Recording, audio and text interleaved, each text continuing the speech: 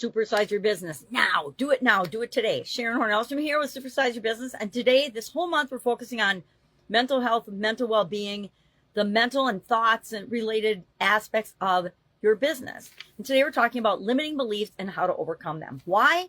Because limiting beliefs are like processes and programs running at a subconscious level or under the surface of our business operations that are negatively impacting us or limiting us in any way from achieving what it is that we want in our business, in our industry, also in our lives, by the way.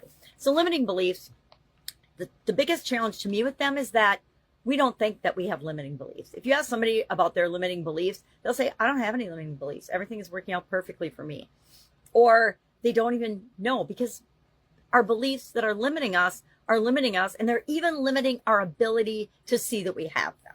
So we have to have a process that we go about looking for to identify them in order to deal with them, because otherwise we're just going to keep getting the same results that we're getting. And I'll share a couple of people's business examples on this today after we talk through the process. The process is super simple. Number one, step one is we have to become aware that we have limiting beliefs. Guess what? Everybody on the planet has limiting beliefs, or we'd all have the businesses that are exactly like we want them to be right now. We would just decide we want something and we would create it, because nothing would be slowing us down. Our beliefs form through experiences, usually from our childhood. A lot of times they're not even our beliefs. They're just something that we get from somebody else or adopt from somebody else, often at a subconscious level, not even realizing that we do it. I had a conversation with a coach the other day about negative self-talk. And I was down, sorry, Mom. I was visiting my mom, and I didn't ever realize growing up how much negative self-talk comes out of her mouth. She's one of the most amazing women I've ever met on the planet, and she practices negative self-talk. Now, I guarantee that the few times I pointed out to her, she's like, I didn't say that. She doesn't even know she's doing it. And for all of us, that's how limiting beliefs show up. I will say negative things, and I know better, but I don't even realize it because there's some subconscious program or some way that I got triggered that I'm behaving in that way. And if somebody doesn't call me out on it, guess what? I'll just keep doing it, because every experience of you doing that reinforces that belief, that limiting belief. So step one, become aware of it. How do you do that? Ask yourself questions. Ask yourself questions like, where do I feel stuck in life? Where, or in our business, where are we blocked? Where are we not getting the results we want? Where are we frustrated? What thoughts do we have as we try to take action or hesitate or fail? When we launch a new project, or we create a new promotion, marketing promotion for our customers, and it lands flat or doesn't get the results we want, what is causing that? There's usually something that we missed, or a limiting belief, or something that's holding us back. We want to be able to identify those things. On a personal level, things like I don't deserve success applies to our businesses as well. I'm not good enough.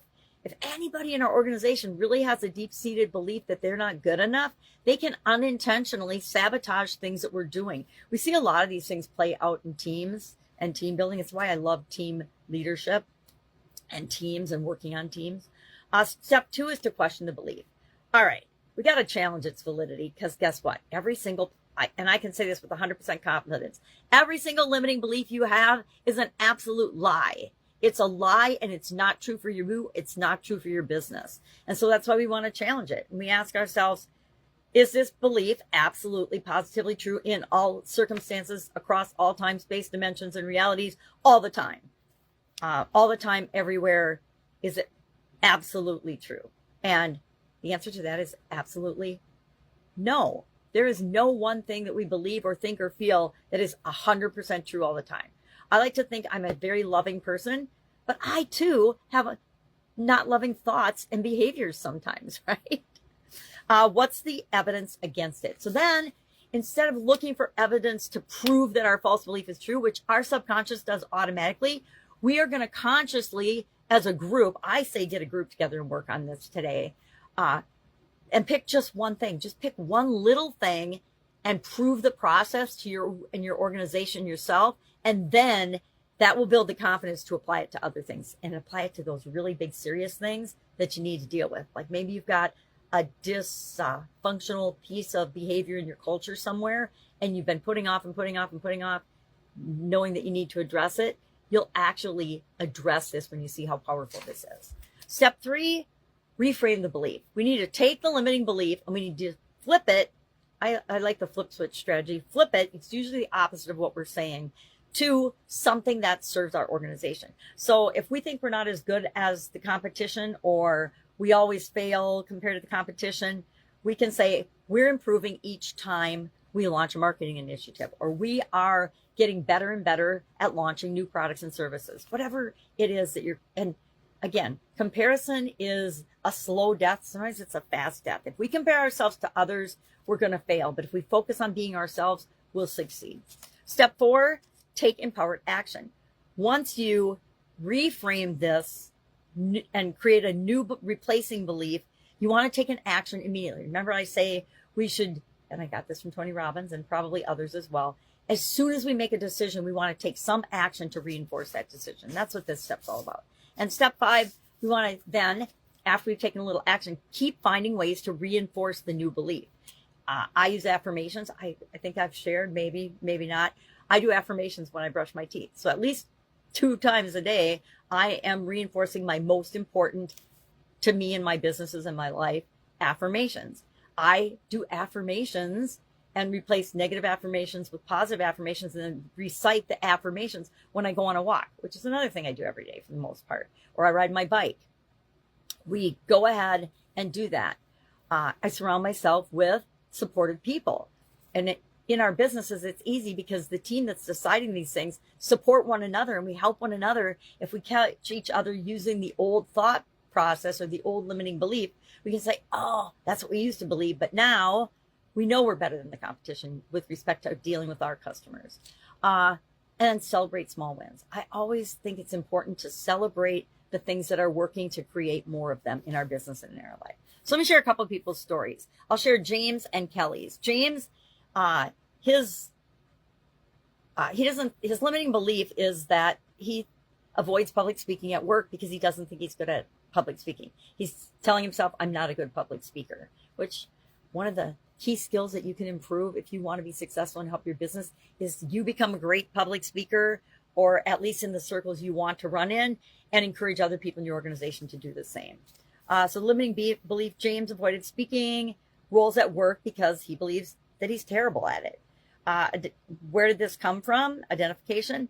The belief formed because he was laughed at when he did presentations in school. Who hasn't been laughed at doing presentations in school?